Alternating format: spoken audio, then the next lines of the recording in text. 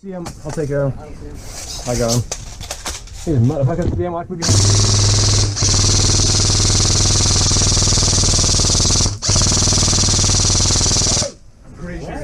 Listen, I can't hear you over the sound of us winning.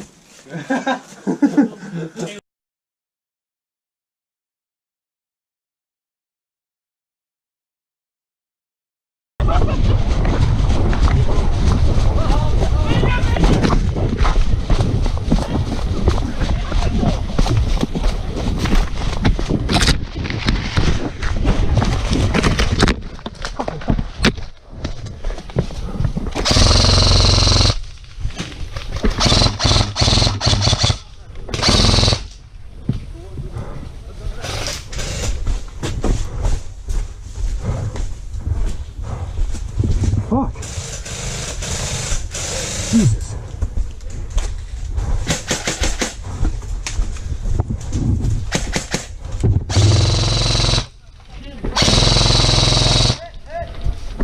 Hey Airsofters, welcome to the episode of Airsoft Mandalorian. For today's gameplay, we'll be playing at RPC Airsoft in Fremont, New Hampshire, my home field, as well as I have my good friend Dan, my sixth man, playing with me as well today.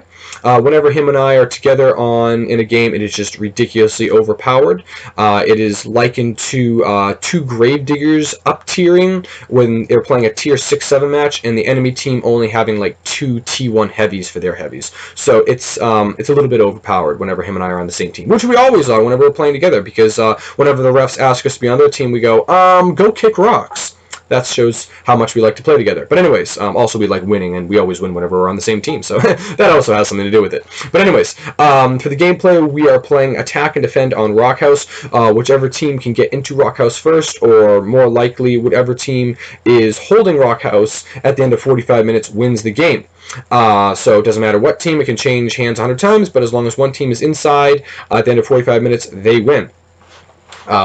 So that's what we're playing right now. This round is a little bit overpowered because Dan and I are on the same team, so I'm sure you guys can kind of imagine how this is going to go, but still really good gameplay. Quick apology, I'm sorry I started this game a little bit different. Normally I have the narration right at the beginning, but I really wanted to show you that really fast rush I had right up to Rockhouse. If you guys have ever seen me play or played with me, you know that's how I always play. Just push that objective and push it really hard. Also, I have a gun that usually can back me up on that. My gun for today is my G&G Combat Machine, Red and Black Edition. This is pre 11.1 LiPo and also pre a little bit of other custom work I've had done to it and did to it myself. So its rate of fire is decent, but nothing to what it is going to be, or you will see during the 2019 videos. The rate of fire you'll be seeing there is like double, almost triple what you'll be seeing here. So hope you guys enjoy it. So, but that's my gun. I do believe the rest of my loadout for the day is my black and red Mandalorian gear. So hope you guys enjoy the gameplay, and let's get right down to it. Oh, I got him. Fuck yeah. Well, you only got 10. You only have 10 round shells. Oh, come on, dude. Call that shit. Yeah, there's a guy now moving back right. That's right. He should be dead. He threw up his hand. But he's still moving. Pull, shotgun guy. Go yank him outside, medic him. So just hands-on contact, 60 seconds, yank him out the side door. What's that? Just grab him. We asked you. Oh, okay, never mind. It was very unclear. Dan, it's night rules game. Anyone can medic anybody. Okay, making sure you know. Okay. Good shit. Oh, yes! Okay, I thought that was enemy. Guys, did you know we almost got flanked? His ass just got hosed, though. He gone. We're getting flanked right now. Mikey, do you want to cover the back? Eric? Somebody please do. Just keep an eye out. If you see them too far away, just call one of us. Yeah. If they're out of your range, just let us know. We'll deal with it. If we're getting flanked, I don't want to stay that. Yeah, I do not feel like getting shot in the back. That's my weakest armor part, too. Oh, yeah. I have cardboard in to help. What sucks is when you get hit like right down here, the low back. Oh, no. Ah, it hurts. It's the burn. Finally got friends coming. I see him. I'll take care of him. I got him. These motherfuckers being watch movie.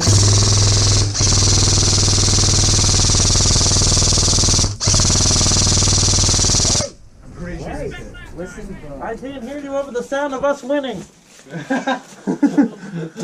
That's the fun part.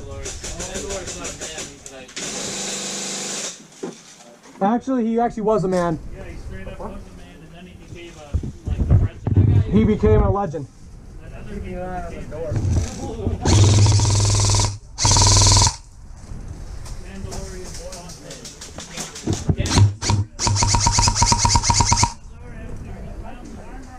mean like Ah, well, he's moving. Whoa, shit.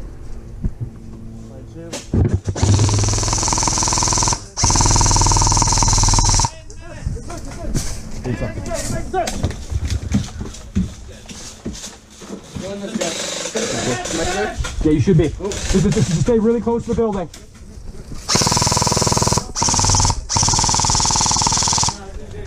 Everyone alive and accounted for? Yeah, is anyone dead right now? Nope, we're good. Okay, good. Full house. Hey, Dan, full house. That's not that direction. Damn. Enemy team is not trying. What a time to run out of a mag. Straight ahead. I see him.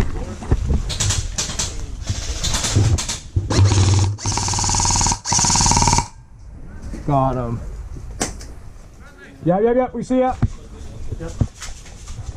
I'm out. Got him, mofos.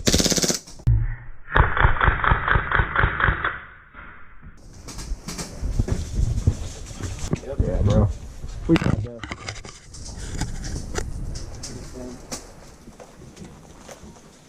At that moment, 20 hand grenades just fall into the room. God damn it. Yeah. That was weird. There we go. Bang. Well guys, that's the end of that video. Hope you guys enjoyed it. I know these types of videos aren't the most interesting because we're protecting an objective and there's not a lot of moving around. I'm sorry for that. I try to cut out all the uninteresting parts where it's just me shooting my gun and you don't know what's going on, or I'm just laying down cover fire. I try to leave all the fun parts anytime there's actually confirmed kill. Let me know how I did down below. Like I said earlier, whenever Dan and I are on the same team together, it's ridiculously OP. It's like seal clubbing and up tiering all at once.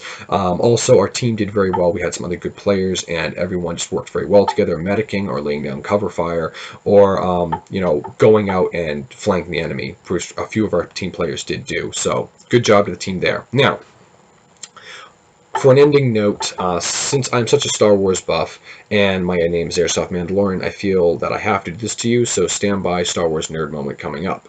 Since this was mentioned early in the game, I feel like you guys need kind of an explanation, so just stick around to the end and enjoy the narration. Okay. A Star Wars Mandalorian Mandalore. The term Mandalore was not just like one person. A Mandalore, there were many different Mandalores in Mandalorian history. A Mandalore was literally a title given to a man, the leader of all Mandalorians. Now, Mandalorians are not just a singular people. They were made up of clans, very much like Scottish or Irish clans. Now, very much like that likeness, whenever the clans were united, they were basically unstoppable. But whenever there was no leadership or a Mandalore, they usually fought among themselves for power, or just went their own ways and didn't really have much to do with each other. But when there was a Mandalore in charge, which was usually unanimously agreed on by all Mandalorians due to his great skill or power or amazing feats which he has accomplished, they would all agree he was a Mandalore, and they would all basically bow to him as their leader and swear allegiance to him and him alone. Now, obviously, that was a great amount of responsibility, and the Mandalore was always a man of great power, obviously, but also wisdom and a great heart for his people, because obviously with a bad leader, your culture will fall. Now, the Mandalore was in charge of not only leading, but protecting his Mandalorian people. Unlike the leadership in the countries all around the world, the leadership of the Mandalorians, their commanders, and especially the Mandalore, did not lead from their cozy offices or their ships, or where well back just speaking into hologram communications. They led on the front lines of their warriors, leading the charge, taking the hits right along with their warriors, because as they were warriors, since this was such a warrior-like culture, that is where they believed and indeed where they belonged. Now, when I say the Mandalorian people, don't think of it like how you would think of most cultures in this world, where you have like the citizens and then the military or the armed forces to protect them. The Mandalorian people were their armed forces. They were trained, male and female. Now I stress the word female here because Mandalorian females were also leaders. They led clans, they were commanders, and some of their most fiercest assassins. If you guys ever watch Star Wars: The Clone Wars, Bo-Katan Kryze, one of my favorite Star Wars characters, she was one of the Death Watch commanders and actually became a Mandalore later on. You see that in Star Wars Rebels, two very good Star Wars TV shows. I know they're cartoons, I don't want to hear any junk about it, but hey, they're well done, so just roll with it. But anyways, back to my point. Mandalorians, people from birth were trained how in hand-to-hand combat, using weapons, their armor, how to create their armor, explosives, how to wire explosives, how to basically create weapons out of nothing. Now, Mandalorians had some of the greatest tech in the galaxy, basically. Their armor was legendary and basically indestructible even by lightsabers. Now, the Mandalore, one of the best known tools of the Mandalore is the Darksaber. The Darksaber was a very unique, probably one-of-a-kind lightsaber created by a Mandalorian Jedi, Tar Vizsla.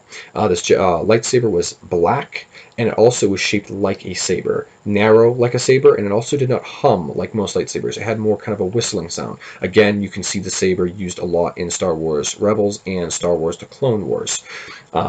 Now, once the saber was passed on to other Mandalorians or Mandalores, the saber was a sign of great leadership, and the Mandalore would use this in battle, but also as a signification of his power. Once he was recognized as the Mandalore, great peace usually would come between all Mandalorian clans. He would usually gather them, since they all swore allegiance to him. All, grudges or, problems between Mandalorian clans would be completely put on hold or wiped out, because they had a leader to lead them and put them basically on a more constructive path of basically just conquering the galaxy. That's what Mandalorians did. They were a warrior-like culture, and when I say the Mandalore is probably the most powerful man in the galaxy, I mean it, because not only was he a phenomenal warrior himself, he was always usually incredibly powerful himself, but also he led the most technologically advanced and most feared army in the galaxy. Mandalorian warriors were basically star-class commandos. They were the most powerful non-force wielding warriors in the galaxy. Incredibly powerful. So that's a little bit of history right there for Mandalores. Like I said, there were multiple different Mandalores. One of the most famous was known Mandalore the Ultimate. Under his rule, he even defeated the Republic in the Old Republic and took over the entire galaxy. So that's some pretty cool stuff right there. Any questions about Star Wars Mandalorians or Mandalores, just leave a comment below and I'll gladly answer, or you can just look it up online. Big, huge Star Wars Mandalorian fan here, hence the name. And until next time, please leave your comments down below. Hit that like button and definitely smash that subscribe button. I really appreciate it. And hope to see you guys out on the field coming up for the 2019 season. And until next time, don't forget, get out there and play.